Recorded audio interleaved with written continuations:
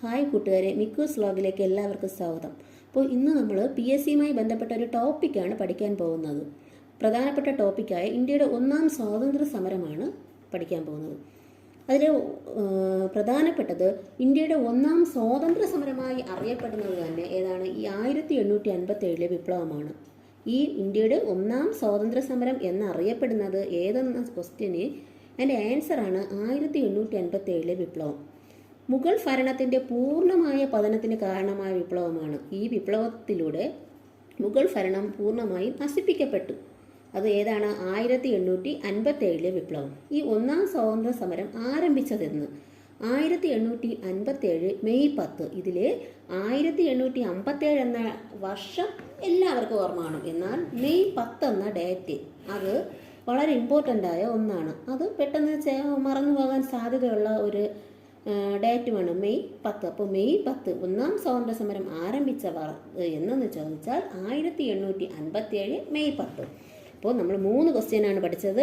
ഇന്ത്യയുടെ ഒന്നാം സ്വാതന്ത്ര്യ സമരം എന്നറിയപ്പെടുന്നത് 1857 വിപ്ലവം. രണ്ടാമത്തത് മുഗൾ ഭരണത്തിൻ്റെ പൂർണ്ണമായ പതനത്തിന് കാരണമായ വിപ്ലവമാണ് 1857 വിപ്ലവം. ഒന്നാം സ്വാതന്ത്ര്യ സമരം ആരംഭിച്ചത് 1857 മെയ് 10. ഒന്നാം സ്വാതന്ത്ര്യ സമരം പൊട്ടിപ്പുറപ്പെടാനുണ്ടായ പ്രധാന കാരണം എന്തായിരുന്നു? അതിന് ഏത് യുദ്ധമായാലും ഒരു സമരം ആയാലും അതിനെല്ലാം ഒരു കാരണം ഉണ്ടാവുമല്ലോ.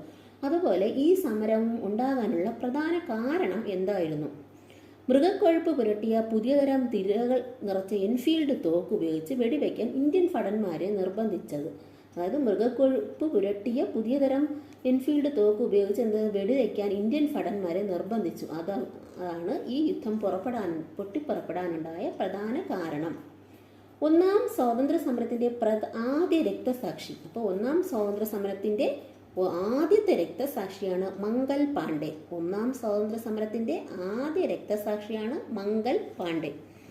ഒന്നാം സ്വാതന്ത്ര്യ സമര സമയത്തെ മുഗൾ ഭരണാധികാരിയായിരുന്നു ബഹദൂർ ഷാ രണ്ടാമൻ. അതായത് ഈ ബഹദൂർ ഷാ രണ്ടാമനെയാണ് നമ്മൾ ബഹദൂർ ഷാ സഫർ എന്നറിയപ്പെടുന്നത്. ഒന്നാം സ്വാതന്ത്ര്യ സമര സമയത്തെ മുഗൾ ഭരണാധികാരിയാണ് ആര്? ബഹദൂർ ഷാ രണ്ടാമൻ എന്നറിയപ്പെടുന്ന ബഹദൂർ ഷാ സഫർ. അടുത്ത് 1857 ഈ കലാപം പൊട്ടിപ്പുറപ്പെട്ടത് മീററ്റിലാണ്. ഉത്തർപ്രദേശിലെ മീററ്റിലാണ് ഇത് പൊട്ടിപ്പുറപ്പെട്ടത്. ആരെയാണ് 1857 കലാപകാരികൾ ഇന്ത്യയുടെ ചക്രവർത്തിയായി പ്രഖ്യാപിച്ചത്? ബഹദൂർ ഷാ രണ്ടാമൻ. ബഹദൂർ ഷാ രണ്ടാമിനെ 1857 കലാപകാരികൾ ഇന്ത്യയുടെ ചക്രവർത്തിയായി പ്രഖ്യാപിക്കപ്പെട്ടു.